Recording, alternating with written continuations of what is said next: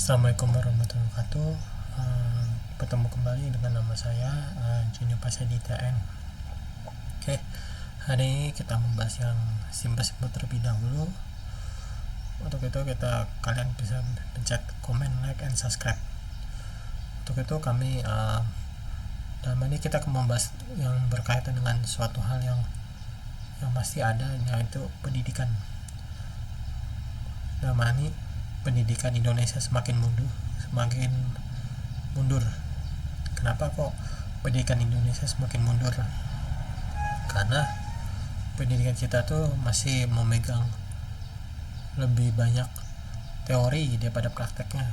Kenapa? Karena kita masih fokus kepada mengikuti aturan dari pendapat orang-orang di masa lalu daripada pendapat kita sendiri.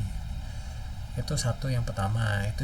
Selain itu juga yang kedua, adanya sebuah kekerasan di dalam sekolah itu, misalnya adanya terjadi pembulian yang semakin hari semakin banyak terjadi di di kampus maupun bukan di kampus sih, di sekolah banyak rata-rata dari SD sampai SMA atau SMK. Karena yang terbaru juga kan di Cilacap tuh, itu heboh itu sekali dan membuat pelaku namanya dijebloskan depan di penjara, dan itu membuat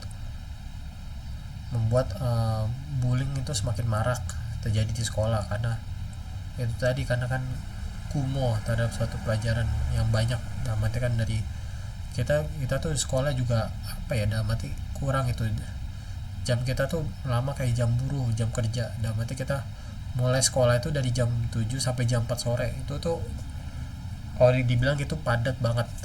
Beda mungkin di Eropa atau di Belanda, di Finlandia tuh dimulai dari jam 9 sampai jam 2 atau jam 3 sore. Karena dari sananya sudah sistem pendidikannya itu sudah maju. Dan selain itu juga yang membuat pelajar kita, SDM kita berkurang ya, karena pelajar kita tidak dikasih yang berbau dengan praktek atau berbau dengan industri yang akan dihadapi oleh SDM Indonesia itu sendiri. Karena itu penting sekali, bukan cuman hanya sekedar teori saja yang di buku doang, itu pun kurang sekali. Selain itu juga ya, terutama dari faktor guru juga mempengaruhi. Misalnya guru di kita nih guru di sini nih kurang lah dalam mengajarnya ya, tidak mengajarkan dengan baik gitu. Ada masih guru juga kan kadang berpikir udahlah biarin aja ngajar, tapi asal-asalan pasti ngajarnya pasti ngebentak aja tiap hari. Pasti di kejadian itu pasti ada guru yang suka ngebentak siswa karena siswanya nggak bisa kan. Itu juga, terus juga kan kayak berkaitan dengan tempat duduk siswa kan, atau peserta didik itu masih agak maju sampai ke belakang. Itu juga udah mati kurang itu. Jadi ada kayak rasa individualisnya gitu, tidak ada kerjasamanya. Harusnya dibuat semacam kayak dibikin duduknya sebisa konferensi lah, ibaratnya kayak duduknya bundar gitu.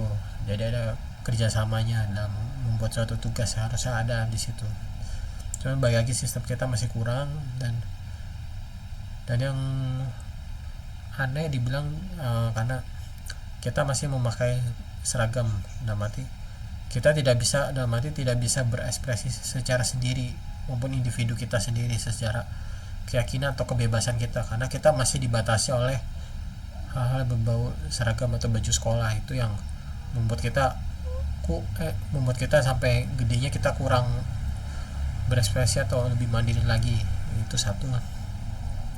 Yang kedua juga berkaitan dengan yang ketiga, guru juga kan harusnya kan ada pelatihan itu ya, pelatihan ngajar yang benar, mendidik, cara mengajar peserta didik itu dengan benar, cara mendidik suatu pembelajaran ke peserta didik agar peserta didik itu bisa memahami apa yang disampaikan oleh tenaga pendidik atau guru tersebut.